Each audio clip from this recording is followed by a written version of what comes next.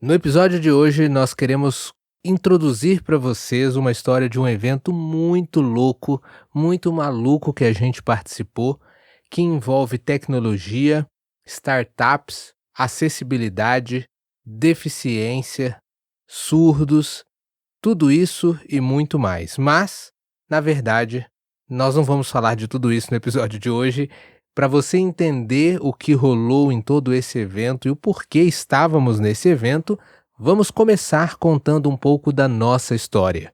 Então vem com a gente para mais um episódio de Don't panic, keep speaking Portuguese. This podcast is especially designed to help you improve your Portuguese skills through natural conversations about music, culture, Brazilian expressions and habits, stories, travel and much more. So fasten your seatbelts and have fun. Unlock exclusive content, including behind the scenes, exclusive episodes, and episodes transcriptions. So, especially if you want to supercharge your Portuguese skills. Join our Patreon crew and become part of our awesome community. Look for the Patreon link, don't miss out, and dive right in. Para você entender o próximo episódio, onde vamos contar mais detalhes desse evento que, de fato, nos emocionou, inclusive, e nos surpreendeu muito, você precisa entender como a gente foi parar lá. E para você entender como a gente foi parar lá, nós vamos contar um pouco da nossa história para vocês, da nossa história com os deficientes, ou no caso mais especificamente, os surdos, chamados deficientes auditivos. Inclusive, tem toda uma polêmica já aí nesse termo. Tem uma polêmica por causa disso, Hugo? Por quê? Explica pra gente. É porque existem certas pessoas que não escutam, vamos colocar assim, que elas não gostam de ser chamadas deficientes auditivos. Então, existe um grupo de pessoas que não escutam, que não concordam com o termo deficiente auditivo, pelo fato da palavra deficiente, às vezes, na opinião dessas pessoas, carregar um certo preconceito ou uma carga negativa, uma conotação negativa. Por outro lado, existe um grupo de pessoas que acredita que surdo, o termo surdo, é que soa ofensivo e querem que se refiram a essas pessoas, a si próprios, como deficientes auditivos. Então, por isso eu digo que é uma polêmica, porque por mais que possa até, e eu sinceramente não sei qual é o termo mais aceito, mais politicamente correto, inclusive, meio que cientificamente falando, existe até diferença. Parece que para os institutos de pesquisa, se considera deficiente auditivo aquela pessoa que tem uma certa perda auditiva. E surdo, aquela pessoa que tem um certo nível maior de perda ou quase zero de audição.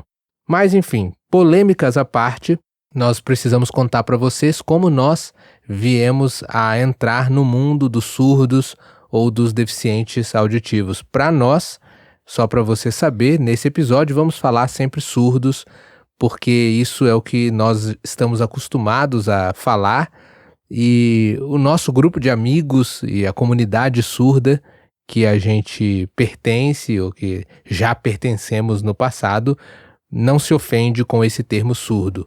Porém, existe um termo que é popularmente, antes da gente contar a nossa história, popularmente não aceito por toda a comunidade surda. E a Erika vai explicar para nós agora. É o termo surdo e mudo, porque não necessariamente quem é surdo é também mudo.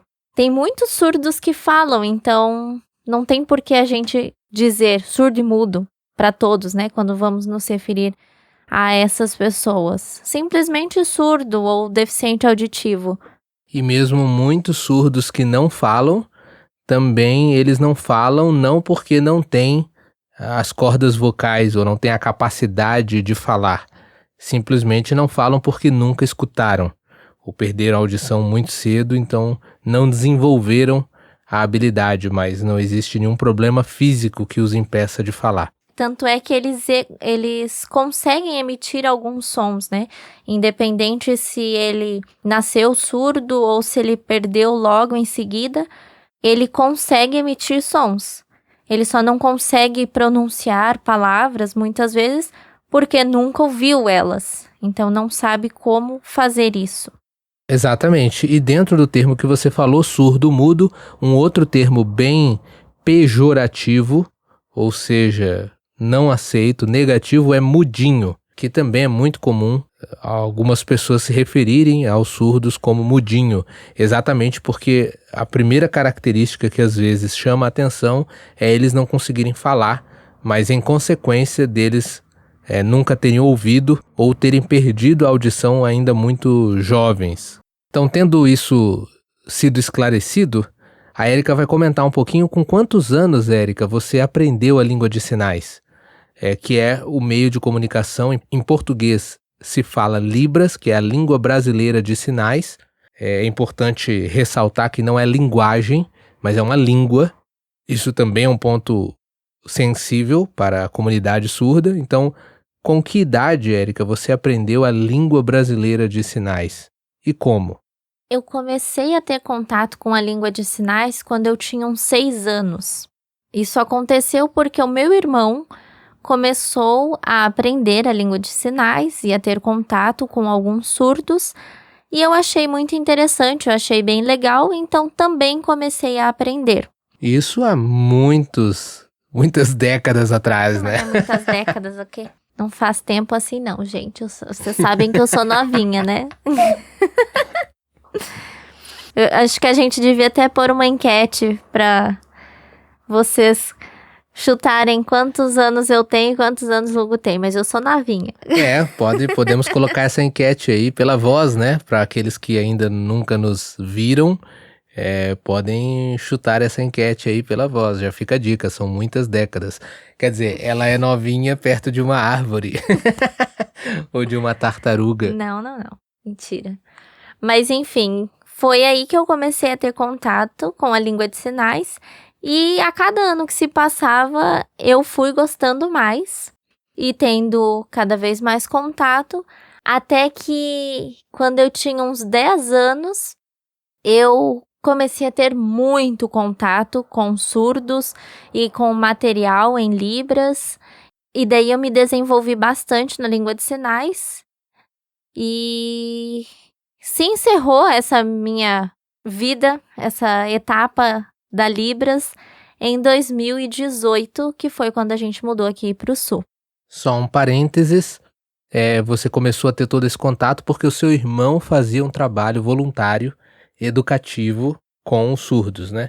Então seu irmão aprendeu primeiro e você acompanhava o seu irmão e assim você passou a ter contato com a língua de sinais. Exatamente. E o interessante é que a minha história passa muito perto da sua. Ela começa mais ou menos na mesma época, um pouco depois, porque eu tinha 15 anos quando eu comecei a aprender, e depois as nossas histórias se encontram. Inicialmente não levei muito a sério, quer dizer, levei a sério, mas não tive tanto contato com surdos assim. Eu não tinha nenhum irmão para acompanhar, então estava sozinho nessa ideia de aprender língua de sinais e de realizar um trabalho voluntário também voltado para o ensino de surdos. Mas depois de alguns anos, quando eu completei 18, aí eu comecei a levar mais a sério, passei a ter um contato mais intenso com surdos, mas assim como você também apenas voluntariamente, né, fazendo esse trabalho voluntário. Depois de alguns anos, quando a nossa história se encontrou mais definitivamente, casamos e nos mudamos de cidade, nos mudamos de estado. Nesse momento, nós dois, coincidentemente ou não, começamos a trabalhar profissionalmente usando a língua de sinais. Ainda voltando um pouquinho atrás, logo que eu comecei a aprender língua de sinais, eu fui atrás de fazer uma prova para obter um diploma, então eu tinha um certificado, uma certificação como intérprete de língua de sinais. Fiquei uns anos sem usar isso, mas depois isso veio a ser útil no futuro. Quando nós nos casamos e mudamos de estado, nós dois começamos a trabalhar em escolas estaduais, traduzindo o conteúdo de dentro das escolas ali, dos professores, para surdos. Inclusive, uma curiosidade, eu cheguei a trabalhar numa escola só de surdos.